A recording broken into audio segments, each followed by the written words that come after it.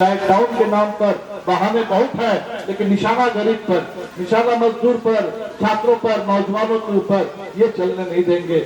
आप लोग इसको अगर तय कर पाएंगे, अगर इस हिसाब से गांव गांव में एकता बना पाएंगे और हमारे नौजवान साथियों साथ रहेंगे।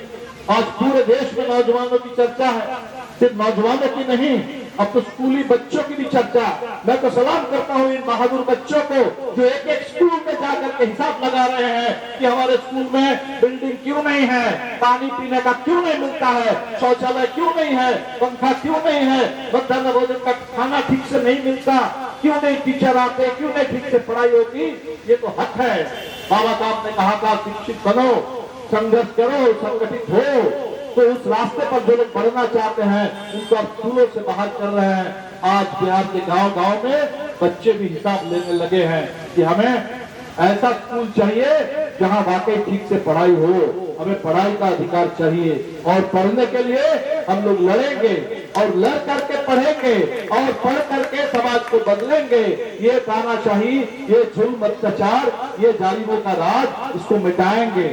इसीलिए आपसे अपील करेंगे कि संघर्ष के रास्ते पर एकताबद्ध होकर के आगे बढ़िए। हम लोग बिल्कुल इसमें साथ हैं, बिल्कुल हम लोग साथ रहेंगे। एक एक हर जगह जहां भी अन्याय हो रहा है, अब नालंदा में एक कॉलेज के लिए, वहाँ नगर नौसा में एक कॉलेज बनना था, एक प्रखंड में एक कॉलेज बनना है। वहाँ कोई दबंग नेता है, वो चाहता है कि प्रखंड मुख्यालय पर कॉलेज ना बने, उस कॉलेज को अपने गाँव में दूर में कहीं किसी पंचायत में ले जाना चाहते थे। और वहां जब लोगों ने प्रतिवाद किया कि नहीं कॉलेज ही बनेगा, तो हमने देखा कि एक उन्होंने कहा कि हम चक्का जाम करेंगे उसके लिए। उस चक्का जाम को रोकने के लिए 16-18 थानों से पुलिस आ जाती है।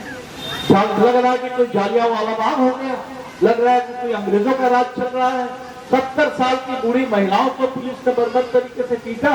क्या मुद्दा था कि वहां उन्होंने कहा कि हमारे बच्चों के लिए, बच्चे जहाँ कह रहे हैं कॉलेज यही बनना चाहिए।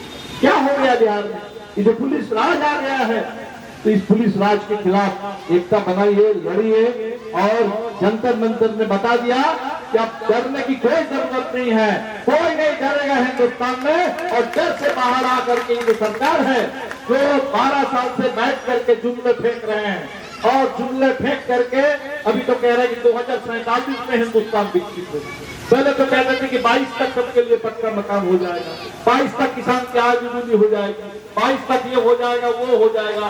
तो 2022 तो बीत गया, कोई हिसाब तो आपने दिया नहीं कि 22 तक क्या हुआ। आपने तो कहा था नोटबंदी के बाद 10 साल पहले कि अगर काला धन वापस नहीं आया तो 50 दिन के अंदर किसी भी चौराहे में बुलाइए, जो सजा दीजिएगा मुझे कबूल है। तो 10 साल तो बीत गए। आप कह रहे हैं कि 47 में हिंदुस्तान विकसित होगा, तो कौन इंतजार करेगा 2047 तक? हमें तो 2026 में 27 में जवाब चाहिए। वो 47 का हम लोग देखेंगे, लड़ लेंगे, लेकिन आज हिंदुस्तान में हमें जवाब चाहिए, अपना हक चाहिए। तो आप लोग एकताबद्ध होइए, लड़िए न्याय के लिए। हम लोग बिल्कुल भागता माले, इस पर कोई फर्क नहीं पड़ता। लोग कह रहे कि माला कितना, माले के पास 1 दर्जन विधायक थे और 1 दर्जन से फिर घट करके 2 हो गए। एक बार 2010 में हम लोग 0 भी हो गए थे। लेकिन ये लाल झंडे की जो पार्टी है, कितने विधायक हैं और कितने सांसद हैं, उससे नहीं फर्क पड़ता है। लड़ना होगा और जब तक ये लाल झंडा है, लड़ करके एक एक हक हमने दिया है, एक एक इंच पर आगे बढ़ने का काम किया है, एक एक इंच उनको पीछे धकेलने का काम किया है, एक एक इंच पर अपने सम्मान, अपने हक अधिकार उसको हासिल करने का काम किया है। वो काम हम लोग करेंगे और तेजी के साथ करेंगे और सबका साथ मिलेगा तो निश्चित तौर पर आपकी एकता के बदौलत, आपके संघर्ष के बदौलत ये काम और तेजी से होगा।